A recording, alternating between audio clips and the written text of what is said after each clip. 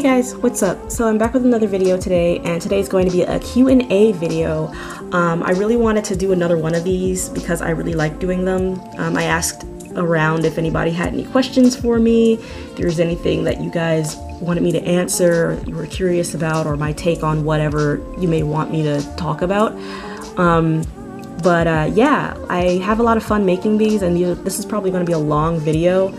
I've decided to draw a print that I want to make while I'm answering your questions. So I've already started on it. It's going to be like a spread of magical items. It's going to be like a print and maybe like a sticker sheet. Maybe. Yeah, but like I really like those kinds of like diagram sketches of things that are laid out neatly. And like each will have like a number next to it or something, and then like at the bottom there'll be like a list of the thing that's near the number. Like I just like those, like the one with the gemstones on it or plants. Like it's just laid out really neatly, and that's what I'm trying to achieve here with like magical items. And I might do like a series of that, like with modern items or whatever, you know, things like that. So yeah, that's what I'm doing with what I'm doing in this video, and it's kind of probably going to be a little long because I'll be drawing and then answering questions, so I might like stop and start, so it might be a little long. So it's not scripted either, but these are the questions that I got, and I'm going to start with the first one. So this one is from Mary, or Safitru. I'm sorry if I like don't pronounce that right, but yeah, she asks, how do you come up with character designs? A lot of it has to do with like my influences and things that inspire me. Like I like a lot of different environments and different types of, like, you know, different types of maybe terrain. Like I like characters based on where they come from and what kind of climate they come from. Or even if they're like from the city, I like to like have my characters like based on that.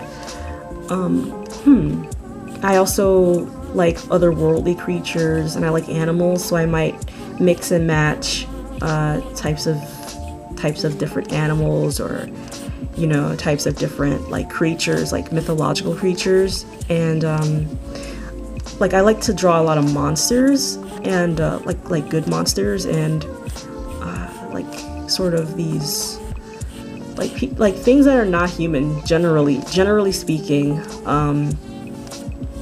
But I don't know, I just base it off of the stuff that I like. I like fantasy art, and I like different kinds of fiction, so it'll come from like different types of like influences, like magic especially, like different occupations as well. So like I'll have like, oh, you know, being like an alchemist is interesting, being a botanist is interesting, things like that. So I'll come up with different things that they may wear, things that they may carry. And I have like actually a video on how clothing informs my characters, and I share how I figure that out with you guys in that video. I kind of wanted to make it a series, and it's still going to be a series. I just haven't really like made the next videos for it, but I really wanted to talk about things like you know, things like, oh, how do you like figure out silhouette or figure out color.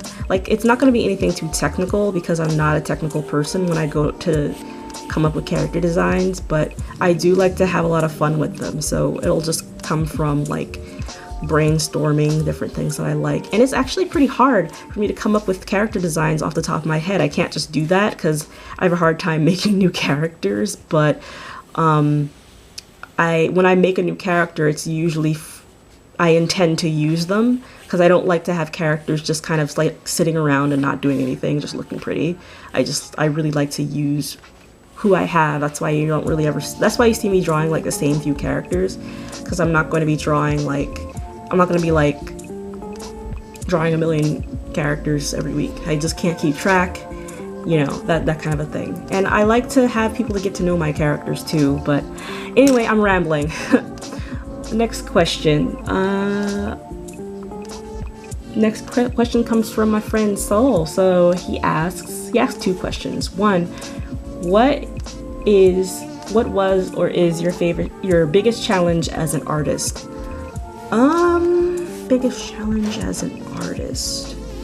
It's a pretty good question. I have many challenges. I would say slowing down and not doing art. I know that sounds pretty like that sounds a little weird, but a lot of I think a lot of artists might feel this way, especially if they're like on the grind all the time. The artists that feel this way, not every artist, but I have to find the time to actually slow down and like not do art. I need to rest my brain, and that's like a challenge for me because I'm always thinking about what I could be doing in that downtime, but also I shouldn't feel guilty about not doing anything, and that's a real big challenge for me because like I guess I'm so used to like being productive or doing something that when I don't do something, it's like, oh, whoa, what are you doing? You know, like, why aren't you doing this? So I have to work on that a whole lot. But yeah, and also probably, I have another challenge that I need to work on.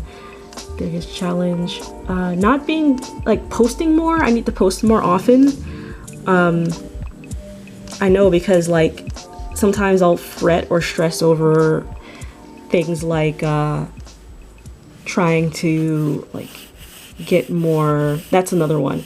Like I need to post more, number one, and two, I need to like not stress about social media as much, and that's been getting better actually. I've been like not as worried about the attention I might or might not get on social media because sometimes you just have to keep going without looking at how many people like your stuff or how many people engage with your stuff, even though like the engagement means a whole lot to me. I don't really, it's not that it doesn't matter to me, but when it does happen, I'm really excited about it, and I really like the engagement that I get from people who watch my work, and I like to engage with others as well. So like I just wish there was a little bit more of that. But at the same time, I can't really be fussing or stressing over, oh, well, why don't people like my stuff as much, you know, because I work so hard. But nobody really cares about how hard you work. It's just like your stuff has to like just appeal to people for them to like respond, or, you know, something like that. You know what I mean? Like it's not really the fault of the artist. It's not your fault that like you might not get as many likes or whatever. And I know like that's a challenge for a lot of artists because like it's so like the internet is so big and it's hard to like really put your voice out there, but the fact that you put your voice out there at all is an achievement, so, and a challenge in itself. So don't sell yourself don't sell yourself short on that. But yeah, that's two of my biggest struggles is posting more stuff and not worrying about the algorithm and slowing down. I have a lot of challenges, and that's okay. So the next one that he asks is top 5 biggest artist inspirations. First of all, it's you. No, yeah, it is. I just, I don't know.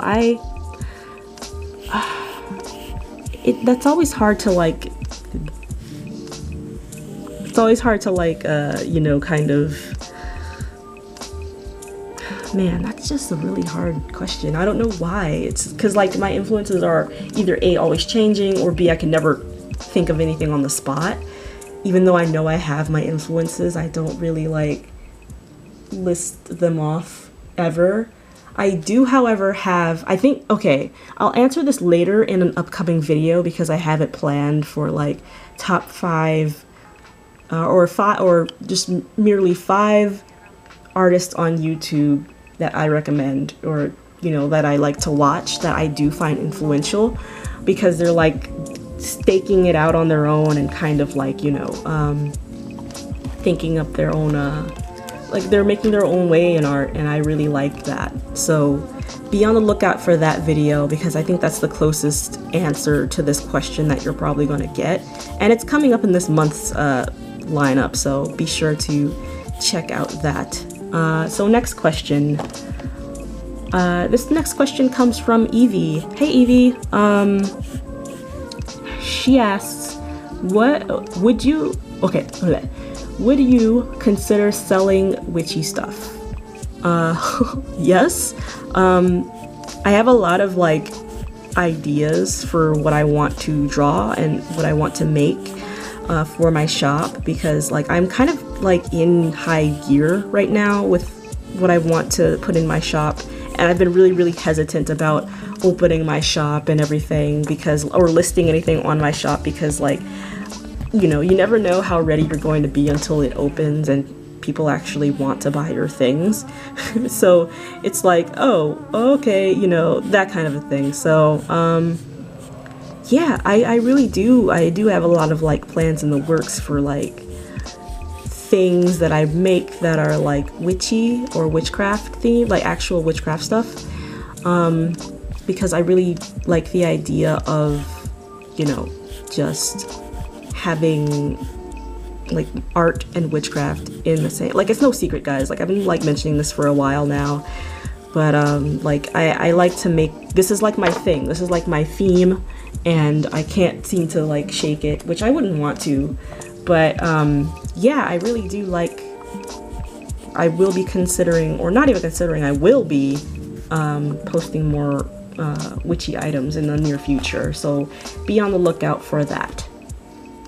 So my next question comes from Kel, and he asks, what are your thoughts on using cheap art supplies versus expensive ones? Is there a difference, or do you think it depends on the type of medium or the skill of the artist? You might have talked about this before, and actually I haven't. I really like this question because I do see a lot of videos on YouTube that a lot of art tubers make about, like, you know, kind of like, oh, cheap versus expensive, like, or like freaking schminke versus Crayola, you know, like that kind of a thing, like, and they'll have like the split screen thumbnail of like the quality, and it makes you want to click it. But I think that you use what you can afford if it means like that you'll be learning how to make art, and like you don't even, like, my thing is, you don't have to start out with the absolute best thing, you know what I mean? I like, whether or not you start out with like Crayola or schminke, like, which I prefer to start out like on cheaper mediums, only because it gets you used to the feel, even though the feel isn't exactly like artist grade.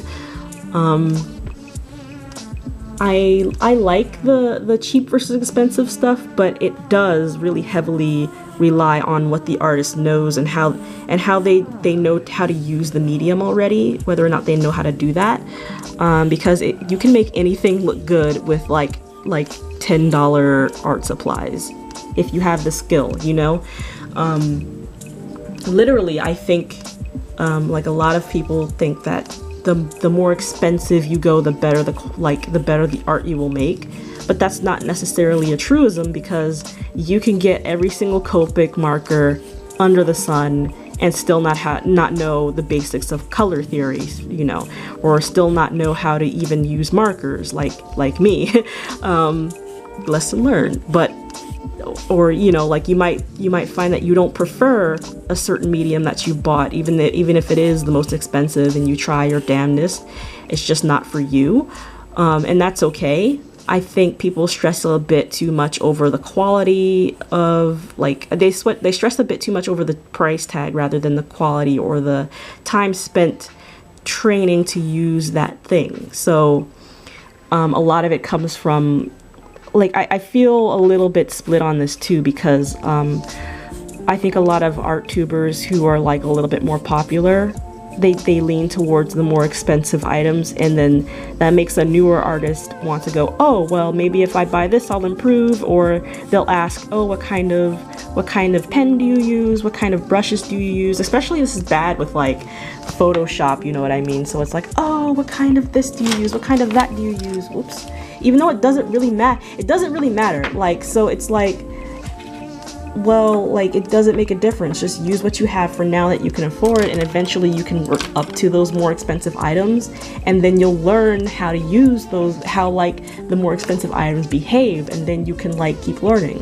And people will, like, I can also like see a lot of reluctance when it comes to things like buying, like the first thing you get it is like an expensive thing, but you're too hesitant to use it because you're not that good at that thing yet, so you never use it and it just sits there.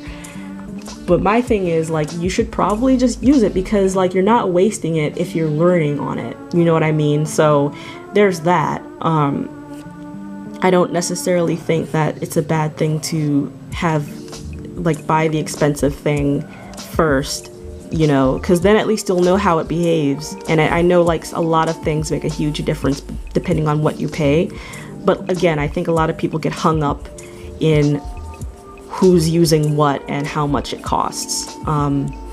Because you can make anything out of any medium, literally. It'll look like a masterpiece. Might not have the longevity, but you know, you can do it. I think yeah, like I said, it just depends. I don't really think that, like, it really depends on the medium too, because paints can really vary, like especially watercolor, markers can really vary, but I find that pens, like multi-liners and stuff, you can switch those out pretty easily for cheaper. Like, you can even use ballpoint pens. Sometimes I'll like end up being like, I need a ballpoint pen because I don't want to be fancy right now.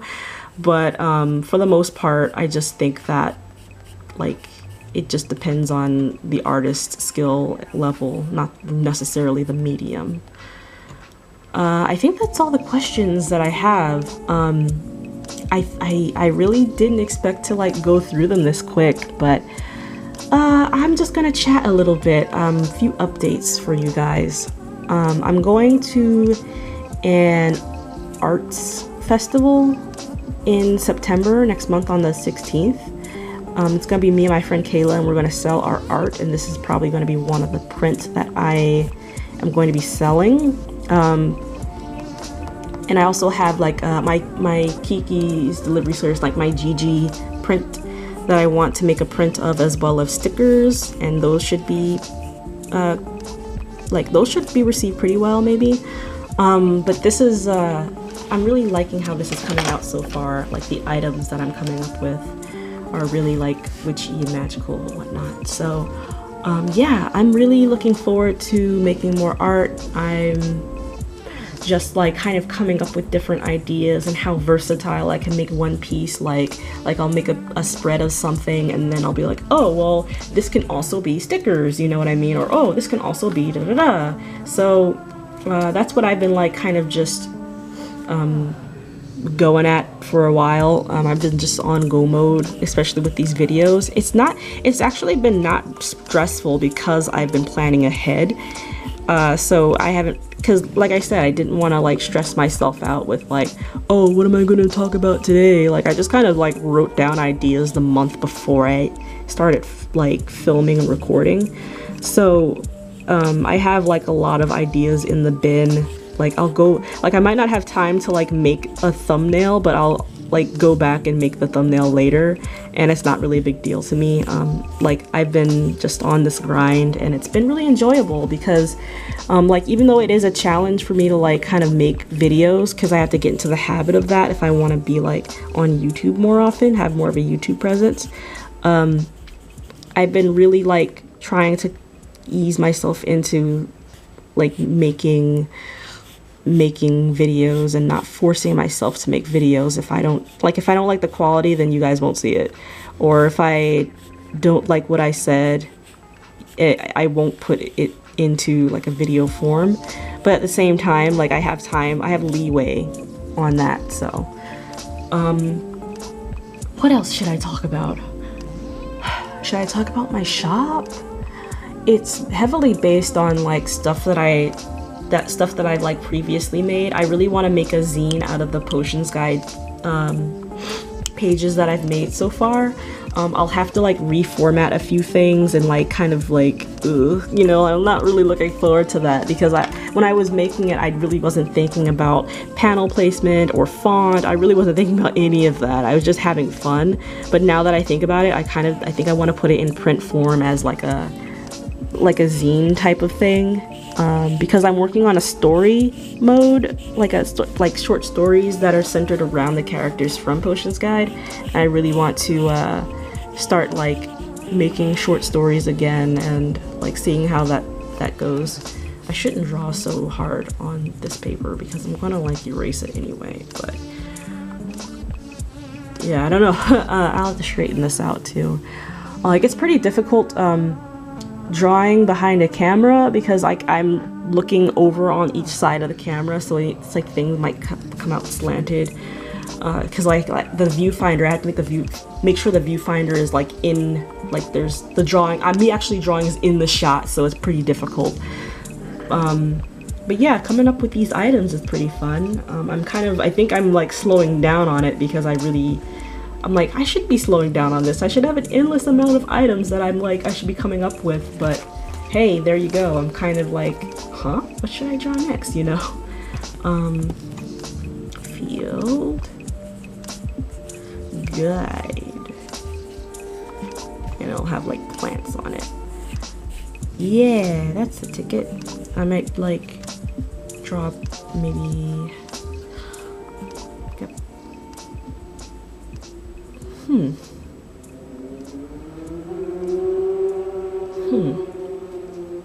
Maybe like a sack of beans or something, like magical beans. How about that? I'm having a lot of fun. Like I just love drawing magical items and like just laying them out for people to look at. But I think that's the video. I'm not gonna like dwell on anything. If you guys want to ask more questions, feel free to leave them in the comments below. I really appreciate you guys coming by and watching my videos. If this is your first time here, welcome. I'm currently in the middle of an August 31-day art video challenge. So if you're interested in coming along on that ride, let me know, or subscribe if you want to see more of these videos, because I'm putting them out each day. But yeah, follow me on Instagram and Twitter because I'm very chatty on Twitter actually, so check me out there if you guys want to support me. I have a Ko-fi and I also have a Patreon, which I'll also be making a video for, so be on the lookout for that too. I think that might be it.